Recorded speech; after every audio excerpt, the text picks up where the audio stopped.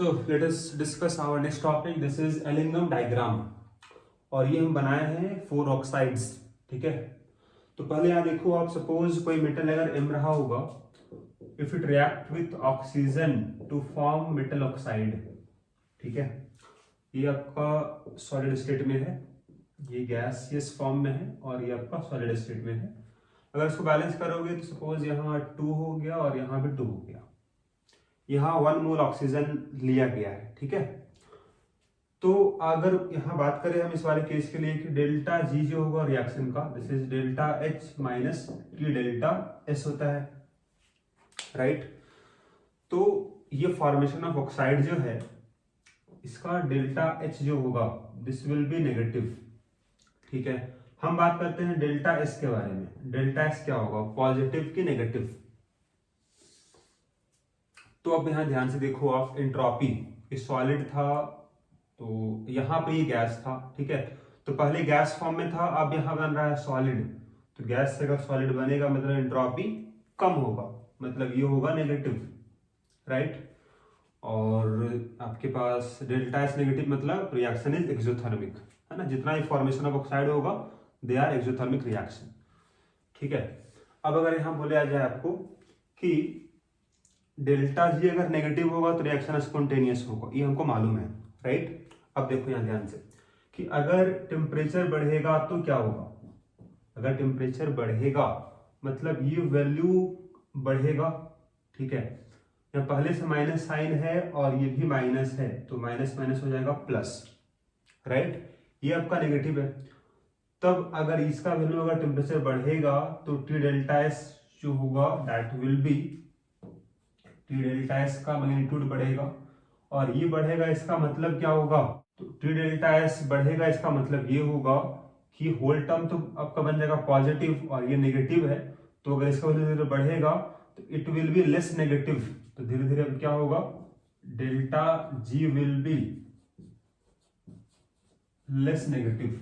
पहले ज्यादा नेगेटिव था कम टेम्परेचर पर, अगर टेम्परेचर बढ़ाओगे आप it will be less negative. इसका मतलब क्या होगा, इसका मतलब ये होगा कि डेल्टा जी का वैल्यू क्या होगा, बढ़ेगा. राइट, तो अब यहां देख सकते हो आप, ये आपका जो कर्व बना गया है this is for delta G versus temperature का यहाँ कर्व होगा.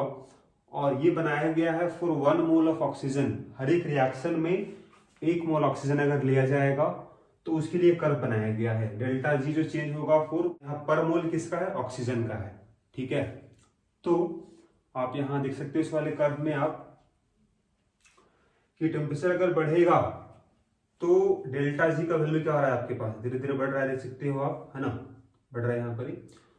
तो अभी अगर यहाँ देखो आप, सिल्वर यहाँ लिखा गया, इसका मतलब क्या होगा कि रिएक्शन कुछ इस तरह का होगा, मतलब मेटल की जगह में सिल्वर है प्लस ऑक्सीजन, मतलब यहाँ रिएक्शन करेगा ये ऑक्सीजन के साथ and it will form it's oxide, this is Ag2O. बाकी इसको बैलेंस यहाँ कर सकते हो आप, इसका 1 मोल ही रहेगा फिक्स ऑक्सीजन का, तो ये आपका बैलेंस हो जाएगा. राइट, तो यहाँ भी देखो आप, ये सॉलिड फॉर्म में, ये भी सॉलिड है, गैस से था, अब गैस से सॉलिड बन रहा है, इसका मतलब एंट्रोपी घटेगा.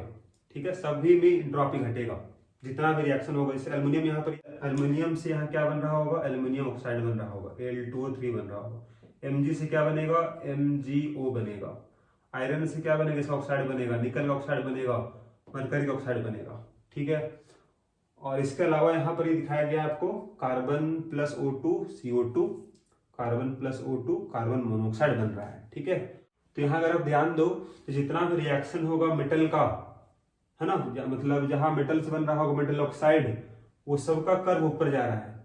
सिल्वर से सिल्वर ऑक्साइड कर्व ऊपर जा रहा है, मरकरी का भी कर्व ऊपर जा रहा है, निकल का, आयरन का, एल्युमिनियम का, मैग्नीशियम का, सबका कर्व ऊपर जा रहा है. एक्सेप्ट एक लाइन यहाँ नीचे जा रहा है, कौन सा है, कार्बन से CO बनने का. ऐसा क्यों, जैसे यहाँ देखो आप, पहले यहाँ गैस 1 मोल था लेकिन अब यहाँ गैस हो गया 2 मोल, इसका मतलब एंट्रोपी बढ़ेगा. ये सब में मेटल वाले केस में एंट्रोपी घट रहा था, यहाँ एंट्रोपी बढ़ रहा है. अब अगर यहाँ देखिए ऐसा क्यों हो रहा है, तो आप इसको देखो, यहाँ से कंपेयर करो आप, ये आपका वाई एक्सिस की जगह में है डेल्टा जी, ये आपका C है प्लस mx, तो स्लोप क्या होगा, तो यहाँ से आप बोलोगे स्लोप जो है this is minus delta S आपका स्लोप है. तो मेटल से मेटल ऑक्साइड जब बनेगा तो उसका डेल्टा एस नेगेटिव आएगा, राइट। डेल्टा एस नेगेटिव होगा, इसका मतलब स्लोप क्या आएगा, पॉजिटिव आएगा। तो जितना भी मेटल वाला आपको कर्व दिख रहा है वो सारा का कर्व पॉजिटिव है, कर्व ऊपर जा रहा है, राइट। लेकिन यहाँ देखो, यहाँ आपका इसका एंट्रोपी चेंज क्या था, पॉजिटिव था। तो ये अगर पॉजिटिव होगा मतलब स्लोप क्या होगा, नेगेटिव होगा, इसीलिए कर्व नीचे जा रहा है, ठीक है। अब जरा यहाँ देखो, 1 मोल गैस था, यहाँ भी 1 मोल गैस है, तो यहाँ एंट्रोपी चेंज नेग्लिजिबल है, बोलो अब 0 है। तो डेल्टा एस अगर 0 होगा मतलब स्लोप 0 हो गया, इसीलिए कर्व स्ट्रेट लाइन जा रहा है हॉरिजॉन्टली। यहाँ देख सकते हो आप डेल्टा जी का वैल्यू आपका सिल्वर के लिए अगर बात करें हम तो भी नेगेटिव है, और जैसे टेम्परेचर बढ़ाओगे आप तो धीरे धीरे बढ़ेगा, ठीक है ना। जैसे यहाँ बोले आपको अगर टी बढ़ेगा तो डेल्टा जी भी बढ़ेगा, राइट। अब इसका यूज हम बात करते हैं कि इसका एप्लीकेशन कहाँ पर होगा, ठीक है। सो लेट अस सी, सबसे पहले में बात करते हैं features of this Ellingham diagram. तो अगर हम यहाँ बात करते हैं फीचर के बारे में, ठीक है, तो इसमें पहला पॉइंट हो जाएगा, जितना भी यहाँ मेटल से मेटल ऑक्साइड बन रहा है सबका स्लोप पॉजिटिव होगा। तो यहाँ बोलोगे slope of each curve for metal to metal oxide, metal to metal oxide, मतलब ये जो रिएक्शन हो रहा है आपका, इस रिएक्शन का जितना भी यहाँ कर्व दिख रहा है आपको सबका स्लोप पॉजिटिव होगा। Slope of each curve for this is positive, मतलब कर्व ऊपर की ओर जा रहा है। सेकंड पॉइंट अगर यहाँ बात करें आप तो सारा कर्व स्ट्रेट लाइन है, ये भी स्ट्रेट लाइन है, निकल का भी स्ट्रेट लाइन है, आयरन का भी है। यहाँ बस थोड़ा सा कर्व दिख रहा है आपको, एल्यूमिनियम का भी स्ट्रेट लाइन है, मैग्नीशियम वाले में यहाँ पर कर्व दिख रहा है। तो कर्व कब होगा, तभी होगा जब आपका मटेरियल मेल्ट हो जाएगा या फिर वेपोराइज हो जाएगा। मेल्ट होने से क्या होगा, एंट्रोपी चेंज ज्यादा आएगा। एंट्रोपी चेंज अगर ज्यादा होगा इसका मतलब स्लोप चेंज जो होगा दैट विल बी डिफरेंट, ठीक है। तो यहां बोलोगे आप all curves are a straight line, all curves are a straight line except when material melt or vaporize, ठीक है, where there is large entropy change,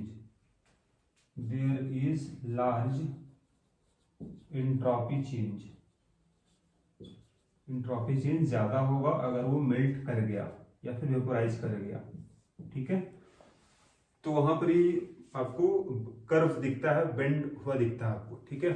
हम बात करते हैं नेक्स्ट पॉइंट, थर्ड पॉइंट। तो यहाँ देख सकते हो आप जितना भी आपके पास मेटल से मेटल ऑक्साइड बनने वाला जो कर्व था सभी में देखो आप अगर आप टेम्परेचर बढ़ाओगे तो हर एक curve delta G equal to 0 line ये रहा आपका, इसको क्रॉस करेगा।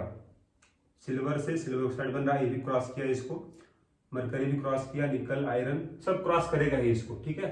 तो जहां पर क्रॉस किया, जैसे मान लेते हैं आपका है आयरन वाले का, यहाँ पर क्रॉस किया तो इसको जब नीचे आप लाओगे ना तो आपको मिलेगा टेम्परेचर जब वो चेंज हुआ होगा, ठीक है ना।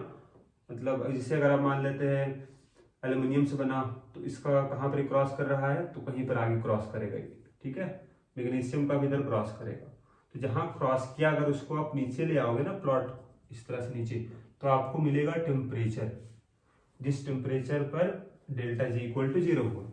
अब टेम्परेचर अगर इससे ज्यादा होगा तो डेल्टा जी पॉजिटिव आने लगेगा, और टेम्परेचर अगर इससे कम होगा तो नेगेटिव वैल्यू रहेगा।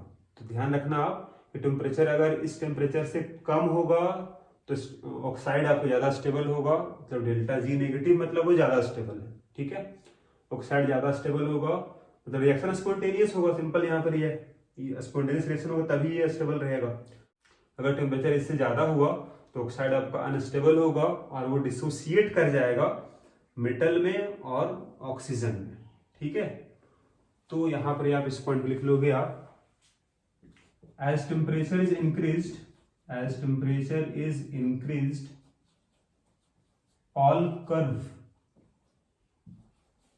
all curves cross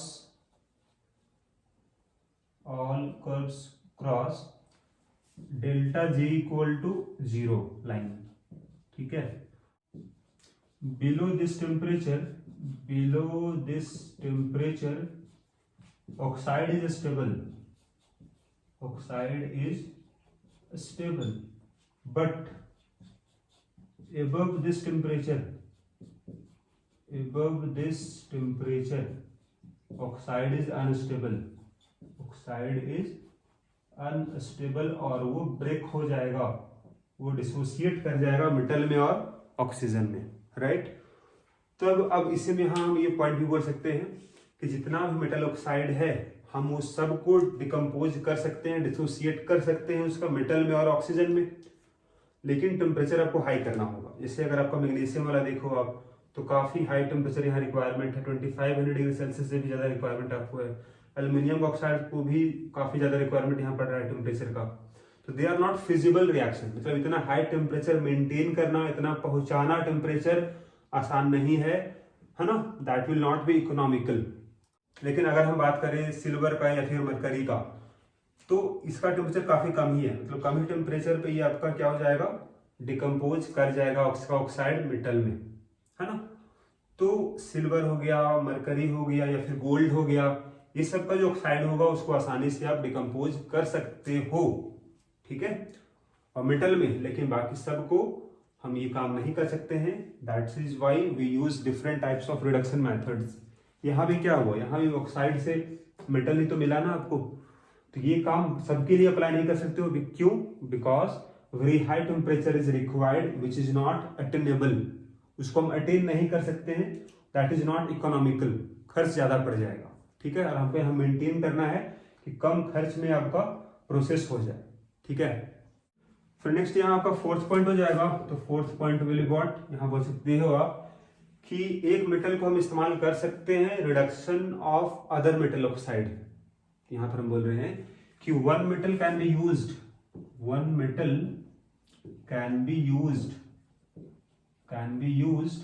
to reduce other metal oxide.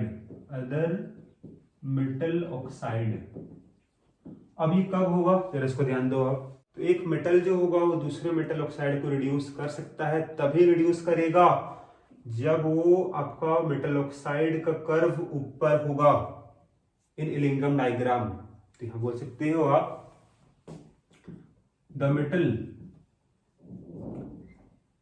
Metal will reduce that metal oxide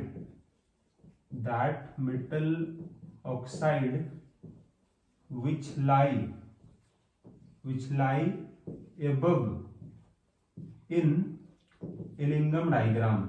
ऐसा क्यों, हम अभी बताए आपको। हम जो कर्व ऊपर लाई करेगा उसका डेल्टा जी जो होगा वो कम नेगेटिव आएगा, मतलब वो कम स्टेबल होगा, तो आसानी से डिकम्पोज हो जाएगा। जैसे एग्जांपल यहाँ देखो, बात करें हम एल्युमिनियम का, एल्युमिनियम से ऊपर कौन कौन है कर्व, तो निकल का है, आयरन का है, या फिर आपके पास मरकरी का है, सिल्वर का है। तो aluminium can reduce this metal oxides, but aluminium can not reduce MgO below this temperature. मतलब जैसे यहाँ जो कट किया ना, इसे मान लेते हैं टेम्परेचर आपका T2 मान लेते हैं, ठीक है। मतलब T2 से पहले तक ये कर्व नीचे है, मतलब ये ज्यादा स्टेबल है, L2O3 से ज्यादा स्टेबल है, मतलब इसको रिड्यूस नहीं कर पाएगा एल्युमिनियम। लेकिन टेम्परेचर इससे जब ज्यादा हुआ तो कर्व ये नीचे आ गया और ये ऊपर चला गया, तो इस टेम्परेचर के आगे क्या होगा, ये ऊपर कर्व, इसका कर्व ऊपर है, मतलब ये कम स्टेबल हो गया। अब कम स्टेबल इसको रिड्यूस कर सकता है एल्युमिनियम, ठीक है। यहाँ लिख लोगे आप, aluminium will reduce oxides of iron, nickel etcetera, but it cannot reduce MgO. It cannot reduce MgO below T2। यहाँ T2 हम माने थे ना, T2 से नीचे अगर होगा तो वो इसको रिड्यूस नहीं कर पाएगा। बट आप यहीं भी बोलोगे above अगर टेम्परेचर ग्रेटर देन हुआ T2 से, then aluminium will reduce MgO, right. तो रिएक्शन यहाँ कुछ इस तरह लिख सकते हो आप कि टेम्परेचर अगर ज्यादा है T2 से तो क्या रिएक्शन होगा, एल्यूमिनियम प्लस MgO क्या हो जाएगा, ये अपना ऑक्साइड बना लेगा और Mg बन जाएगा। ठीक है, ऐसा क्यों हुआ कि टेम्परेचर अगर T2 से ज्यादा हो गया तो MgO वाला लाइन तो ऊपर चला गया और Al2O3 का लाइन नीचे है, तो जो नीचे है वो ज्यादा स्टेबल होगा, तो ज्यादा स्टेबल बन गया और ये कम स्टेबल था, ये डिसोसिएट हो गया। तो ये आपका रिएक्शन हो गया, मतलब यहाँ एल्यूमिनियम रिड्यूस कर रहा है MgO को, it is acting as reducing agent. ठीक है, तो ये आपका एप्लीकेशन होगा इलिंगम डायग्राम का कि कौन कब रिड्यूस होगा, कौन किस टेम्परेचर पर रिड्यूस होगा, अगर उसको हीट करो तो ये पता चल जाएगा आपको, या कौन मेटल किसको रिड्यूस कर सकता है वो भी यहाँ से पता चल जाएगा आपको। एक बात यहाँ ये भी है कि कार्बन से CO जो बन रहा है, ये लाइन अप्रॉक्स सबको यहाँ कट कर रहा है, MgO को कट किया, Al2O3 को भी यहाँ कट कर रहा है, इसका ऑक्साइड को भी कहीं कट करेगा, सबको कट कर रहा है ना, एक्सेप्ट आपका मरकरी का और सिल्वर का जो ऑक्साइड है। ठीक है ना, जिसको जहां कट किया है मतलब उसको रिड्यूस कर सकता है, मतलब carbon can be used as reducing agent, किसके लिए, जिसको जिसको कट कर रहा है इलिंगम डायग्राम में। तो निकल हो गया, आयरन हो गया, बीच में और भी यहाँ कुछ मेटल आएगा उसको भी यहाँ नहीं बनाया है, बाकी एल्युमिनियम मैग्नीशियम है, नीचे आपका कैल्शियम भी आएगा। ठीक है, तो सबको रिड्यूस कर सकता है कार्बन, लेकिन डिपेंड करेगा टेम्परेचर, जहां कट किया होगा वहां आपको ध्यान देना होगा। अगर हम बात करें निकल के लिए तो जहां कट किया उसको नीचे ले आओ आप, तो आपको मिल जाएगा टेम्परेचर। तो अब देखो कौन सा मतलब वो टेम्परेचर क्या होगा कि निकल वाले मतलब जो कर्व है वो ऊपर लाई करेगा। टेम्परेचर अगर इससे ज्यादा रहेगा तो जैसे यहाँ अगर कट किया तो इसको आप नीचे ले आओगे, मान लेते हैं T3 हो गया। ठीक है, तो यहाँ से हम ड्रॉ किए थे, तो टेम्परेचर अगर T3 से ज्यादा होगा तो क्या होगा कि C से CO बनने वाला लाइन नीचे है और निकल से निकल ऑक्साइड बनने वाला लाइन ऊपर है, तो कम स्टेबल हो गया और ये ज्यादा स्टेबल हो गया, तो इसको रिड्यूस कर पाएगा carbon temperature greater than T3 में। लेकिन टेम्परेचर अगर T3 से कम होगा तो रिड्यूस नहीं कर पाएगा। तो इसी तरह आप यहाँ बता सकते हो कार्बन कब किसको रिड्यूस कर सकता है। ठीक है।